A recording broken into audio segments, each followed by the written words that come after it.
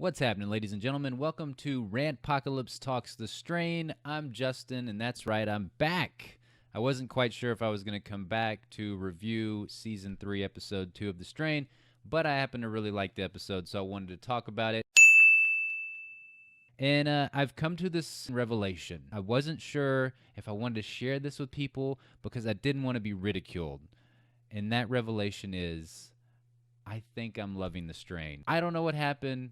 I wanted to love this show, but it just wasn't happening for me. But over the last couple of episodes, episode 1 and 2 of season 3, I'm just finding myself in love with this show. Warts and all, the world that they've built on The Strain is so cool to just watch and kind of live in for a little bit. For 43 minutes every week, we get to live in the world of The Strain. We get to live in this vampire apocalypse, which I happen to think is a really, really cool interpretation of the vampire apocalypse.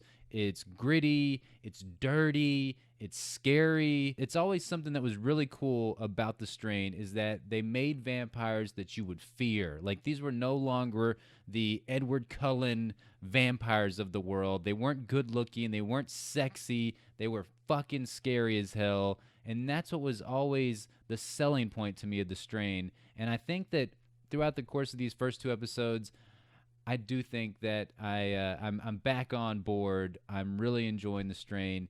That being said, there was something weird in this episode that I couldn't get over. It didn't really hinder my ability to like this episode overall, but it was just weird. Why the hell did this episode come second in season 3 and not first? In this episode, there was so many more things that tied to the season 2 finale than that premiere episode that we got last week. You're actually getting ties between Eichhorst and Palmer. At the end of season 2, Palmer, he was in love with Coco. She was taken out by Eichhorst, by the master and everything. So we see a continuation of that. We also see the continuation of Palmer. He's old as hell. Like, dude should have been dead a long-ass time ago, but he needs the white, and that's something that is involved more in episode 2 of season 3, is the fact that he is still trying to replicate this white. He still needs the white. He's still trying to get Eichhorst and the master to give him the white, which is a nice continuation from season 2's finale. And the absolute biggest thing is the opening credit sequence that we get, the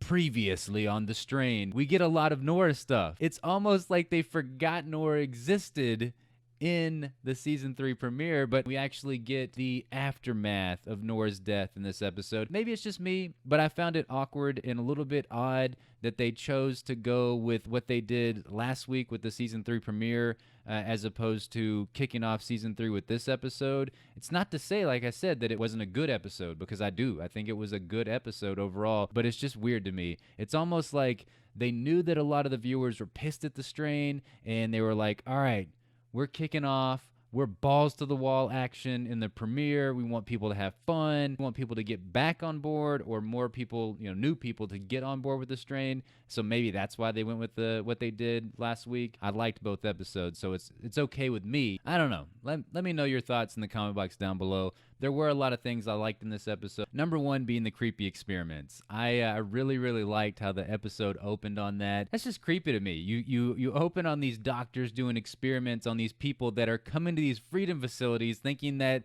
oh my God, this is my savior. I'm finally free. I'm away from all the Strigoi. Nobody's gonna get me. No, your ass is gonna get experimented on. It's gonna be terrible, and it's not gonna work, and you're gonna get shot in the head. What a terrible thing to have to be put in these freedom facilities. It's something that we missed out on with the books. Like, if you go back and read the books, there's some really, really creepy stuff between Nora, her mom, and these freedom facilities that I'll sadly say that we'll never get on the show, it looks like. It was a really big missed opportunity. I can't remember all the details of it, but go check out the books, because that was one of the creepiest moments in the book. So yeah, definitely go check that out.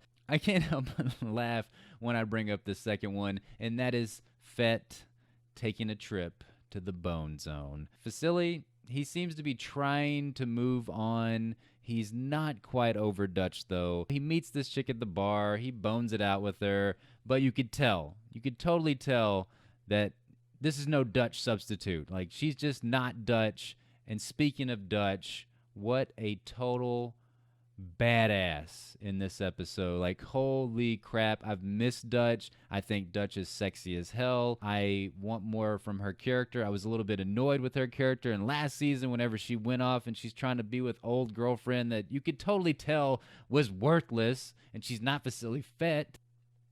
Sorry, I get a little worked up whenever I remember what they did to Dutch and Vasily's relationship in season 2.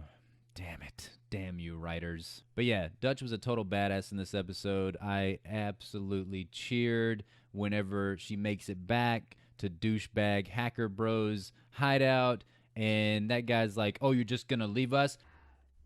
Oh my god, that was so amazing. That dude got totally laser gridded from Resident Evil. It was so damn cool to see his head just like as it just slides off from the rest of his body, like the top half of his head.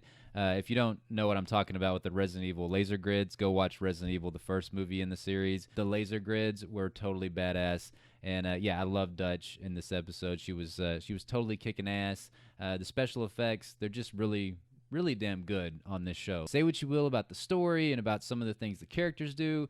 Special effects are top notch. Whenever they're going in that high rise apartment building and they're trying to take all the stuff, and those two random, that girl and that guy, they totally get it in that room. And I love it. Like the way that the stingers come out, it looks so lifelike, and the way that the Strigoi burn whenever they're put in the sun, it's great. Like, yes, the special effects, you just can't say anything about them, in my opinion, because they're fantastic. Last but not least, I really enjoyed the Master giving Zach the white. What is this going to mean for Zach?